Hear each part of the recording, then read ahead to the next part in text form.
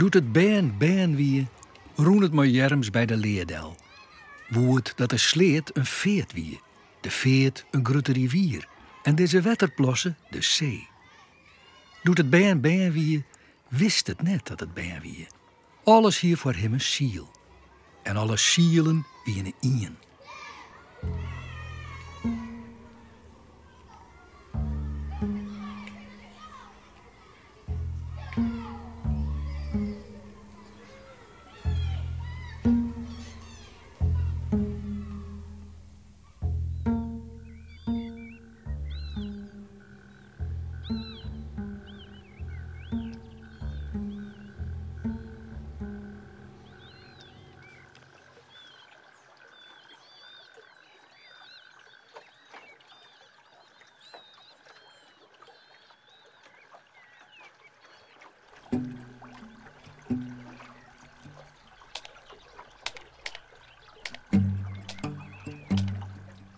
De Boorne, Fries de Boorn, ook bekend als het Ouddiep of Koningsdiep, is een riviertje in Friesland dat stroomt van Bakkeveen tot Insum.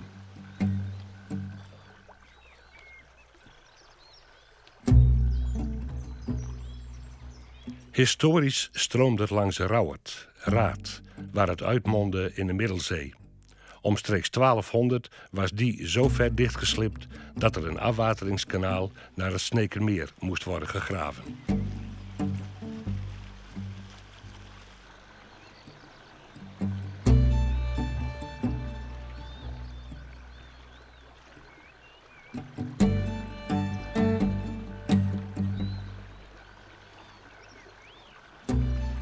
Friesland had geen grote rivieren. Ze binnen kwad. Ze beginnen samen ergens en ze houden in één nek weer op. Maar elke rivier is uniek, oeroud en daarom bijzonder. Als ben ik gewoon deze boon en voor mij wie hij meer als alleen een rivier. Ik reis er mij nooit verliezen, doet alles spannender en mooier weer. En hij streken vier achter de horizon, naar het plak dat hij begint, naar de bron. Een plak dat ik iedere zeldziekje moest, want net iedereen wist wat het wie en hoe dat eruit zag. De boon schonk mij mijn dromen en mijn verhalen. Nou ben ik al lang ergens oors en soms lijkt het als ik mijn verhalen kwijttrekken ben. En die bron, die had ik nog hield net zo. Maar had er was echt naar zocht.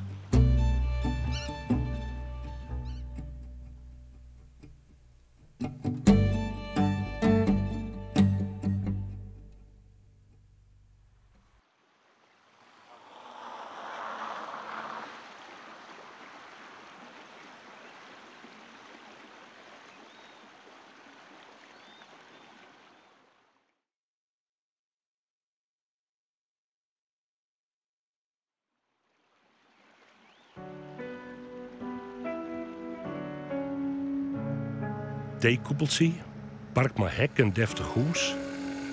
Hier is dit een kasteel. Ik ben er wis van. De Koperen Burcht. Maar waar dan?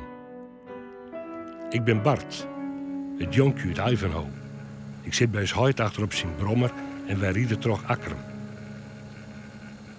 Vaak denk ik dat ik hem sjoch, een ruïne, in de bjemmen achter het voorname gebouw, onder het wetter. Maar wij gaan altijd viesten te hut. Nee, je stond helemaal net een kasteel. Dat lijkt het misschien wel een beetje zo. Maar dat is het net. Het is een gebouw wat u schonken is. Toch Volkert Harmen Kuipers. Die is hier geboren in Akkrum in 1843. En die is in Amerika rijk geworden. Toch hele goede zaken te doen. En Kopersburg, omdat Frank Cooper geboren werd als Frank Kuipers. Volkert Kuipers. Maar dat konden ze in Amerika net goed uitspreken, vandaar dat het Frank Cooper is.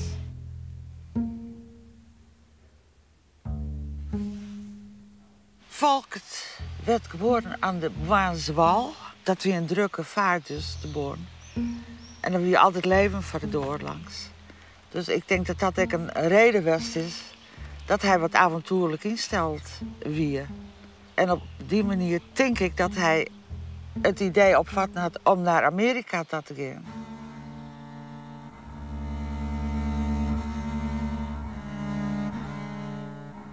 Hij had werk zocht, had er kriegen.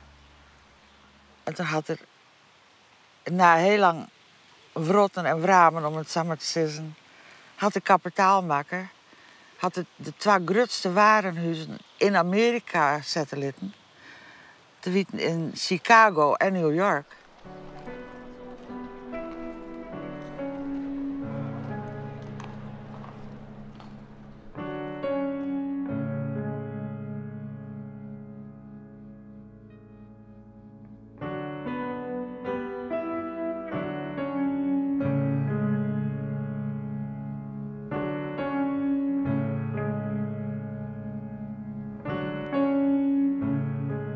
Elke keer kwam we weer om in Akrum om zijn huis te bezieken, want ze hebben we al verstaan. En toen zeggen dus hoe de ouderij hier aan tafel weer. Vandaar dat het idee kwam om dit mooie gebouw hier achter ons aan de arme bevolking van Akrum te schenken.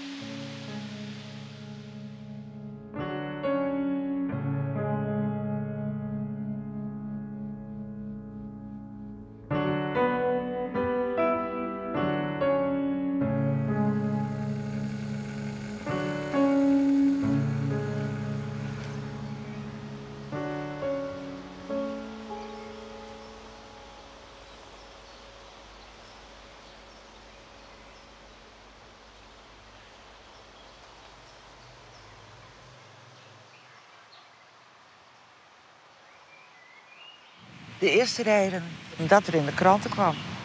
De opening van dit prachtige gebouw, dat weer in 1901.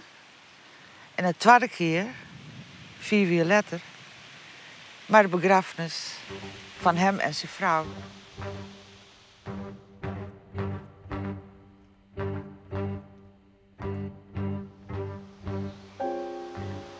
Ze hebben beide in Amerika verstaan, maar woonden hier graag in het mausoleum, wat de bouwlitten hier, begroeven worden. En dat geschiedde.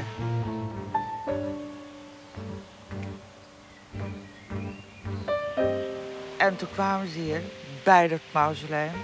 Toen werden de kisten 2 centimeter te groot. En dat was dus een probleem.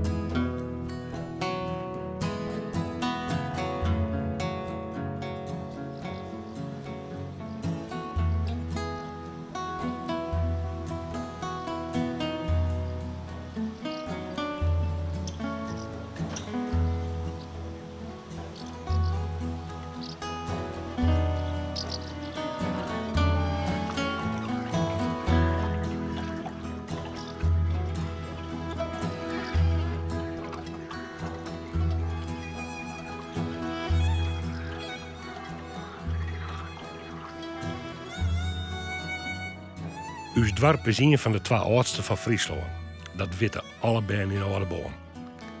Bonifatius had hier rond de boon overnachten voordat hij in Dokkum vermoord werd. Dat leeuw allebei uit Oudenboorn. En daar ben we grutskop.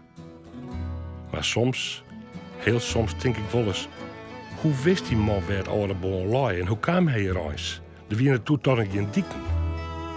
Maar zijn gedachte, het wordt het nooit lang. De mensen denken dat dat komt vanwege de rivier, de Borne, Sayeti. En men denkt, nou, Sassela de Boon, dan ik wel ons naar me komen wezen. Maar in 1622 schreeuwt Winsemius in zijn kroniek heel wat oors.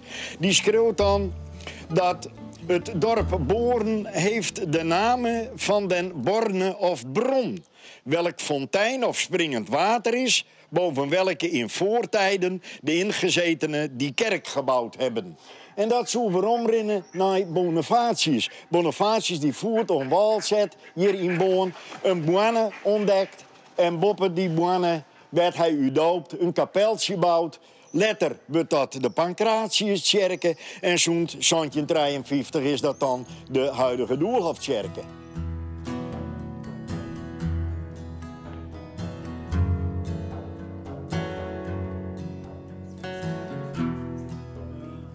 In 1728 is in de Tour de Bliksemslijn en in 1753 is het schip met de zijbeuken van de oude Pancratius afbrutsen.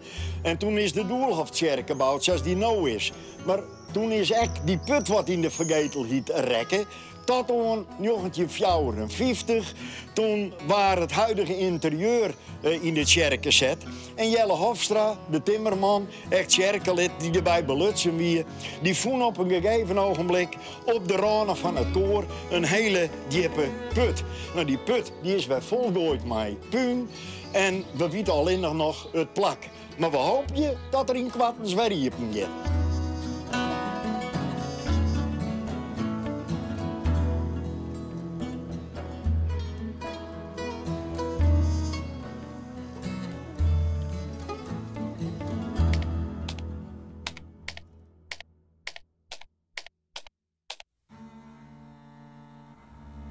He took with him a picket number of his personal folders and pitched the camp upon the bank of the river Borden, which flows through the territoires called Westereke and Oster and divided hem. Dat staat in een vita, het is al wat Engels, over Bonifatius uit 766. Borne, dat is zelfs de Boon. En Westereke en Oster, dat binnen Westergo en Oostergo. Dat binnen een paar streken waarin Friesland doe verdeeld wordt. Wij gingen vroeger te zwemmen als band op een plakje boeten naar de Boon. Dat nemen we de Zoonheuvel. En ik wist zeker dat tot het plak weer werd Bonifatius koning Redbad van de Friezen dopen zoeken. Maar koning Redbad die weigerde, doet er jaren dat zijn onchristelijke voorvaderen net in de hemel mochten. Later begreep ik dat een plakwest had werd strooisoon opslaan weer. En dat verhaal van Redbad, dat klopt het eigenlijk net. Want Redbad die wie al deer voor dat Bonifatius hier kwam.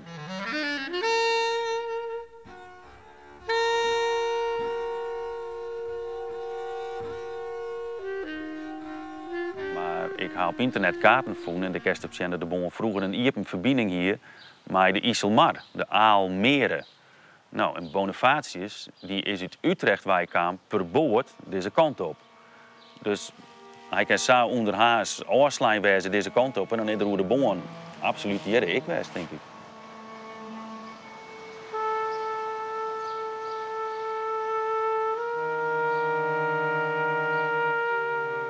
Ja, en als we dan ook nog weten dat de kerken in dit venige gebied op een terp gebouwd is, dan is het verhaal van die boane die er dus voen is, en die in 54 hectare ondutsen is, kan dan heel wel kloppen met het verhaal van Bonifatius.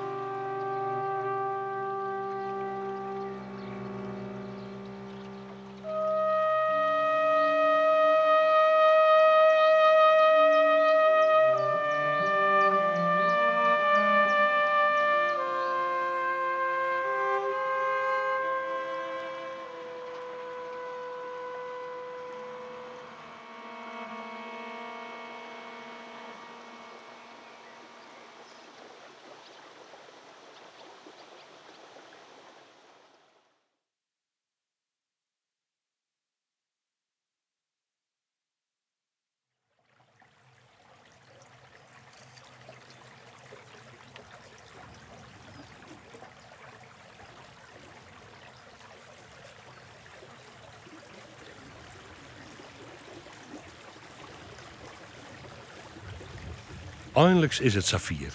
Ik vaar over de horizon. Ik ben er nog vlakbij. Hier begint die nieuwe, onbekende en spannende vraag. Wij in deze bosken mijn helden, vind ik je de Molly die te correct zou uitjoggen als de cowboys op televisie?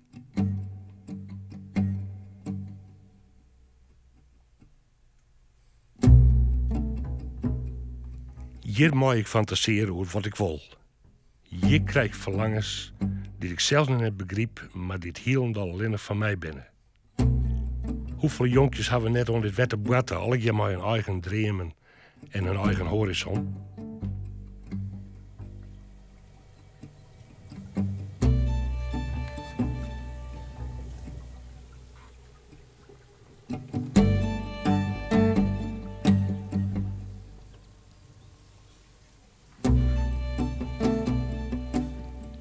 Op mijn 15e meende ik mijn ideale vrouw te hebben gevonden.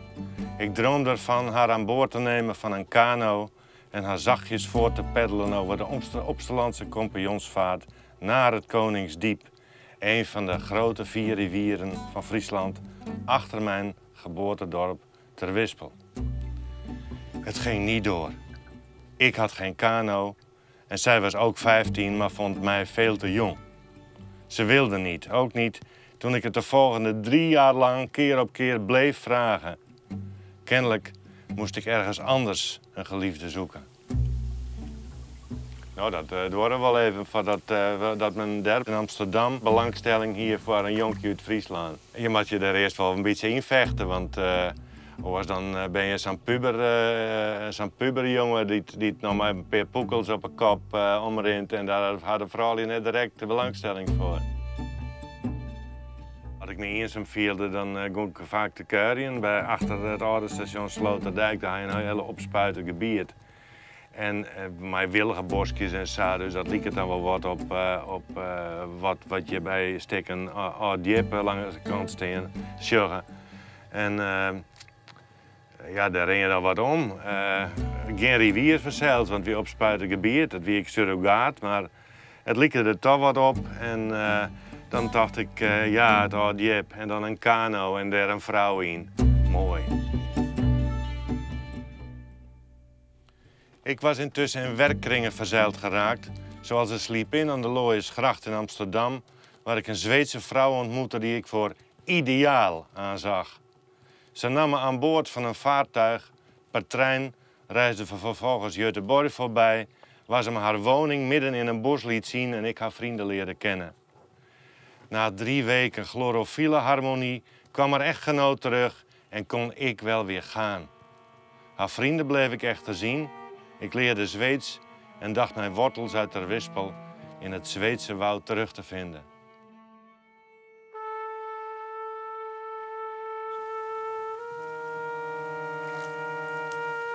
De herinneringen aan dat beeld van mij in een kano, wat nooit plakvoen had. Het is eigenlijk zo een beetje voortzakken.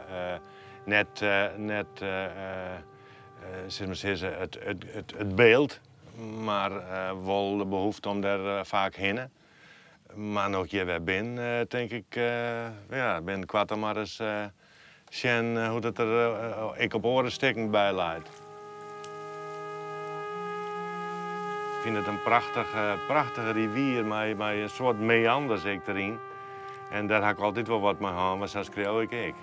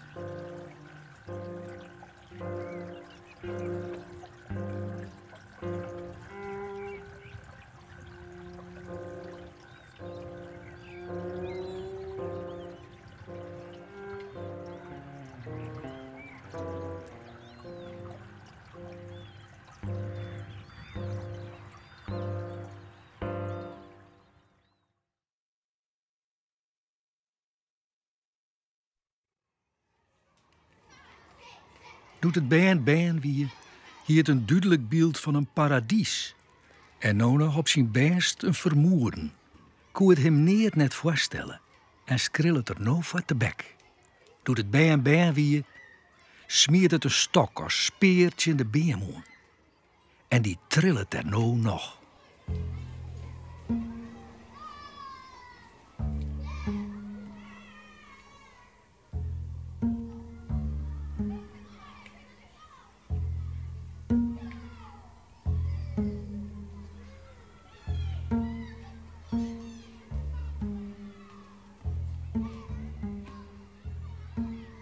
Volkert Kupers ging echt naar Amerika. In oude boon wachtte ze op het iepenmeisje van de Bonifatiusput en Atte, volgens zijn ideale vrouw, voor de horizon naar Zweden.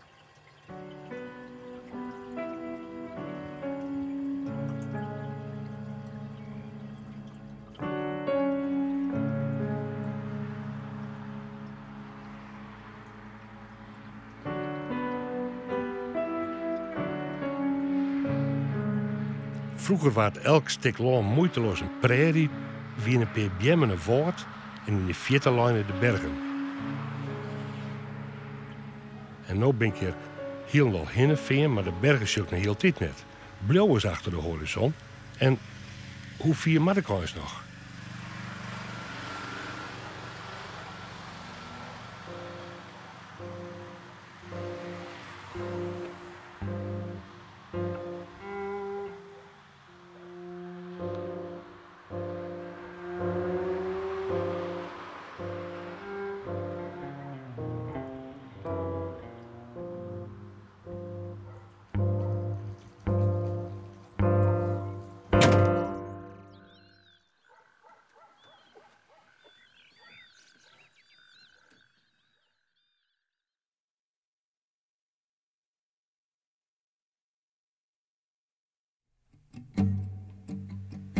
Ik ken het verder hier, eindigt het mijn tocht.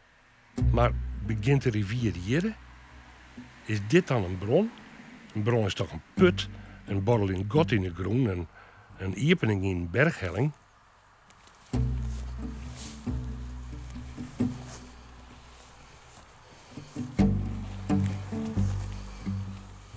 Ja, het is hier heel oors en lang net zo spannend als hoe ik mij dat als been voorstelde.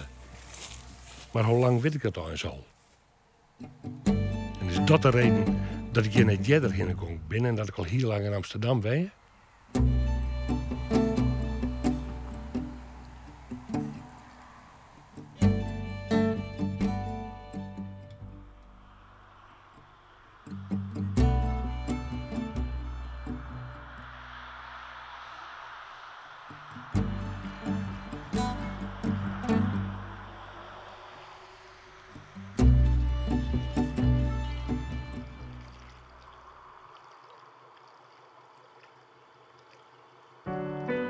Spietig. De boon had heel toch geen echte bron meer. Tenminste, zal ik het. Nou, misschien heet ik alleen nog maar in mijn holle bestien. Maar de boon stroomt je vol, al duizenden jaren. En dat blijft bijzonder.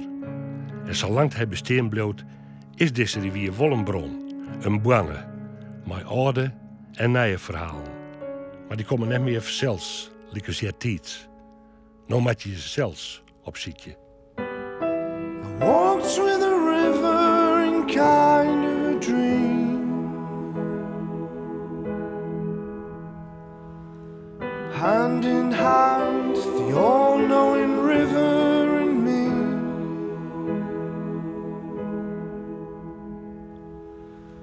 To the clamor of rushes and deeply bowing trees. Drunk making blossom the blush to be seen.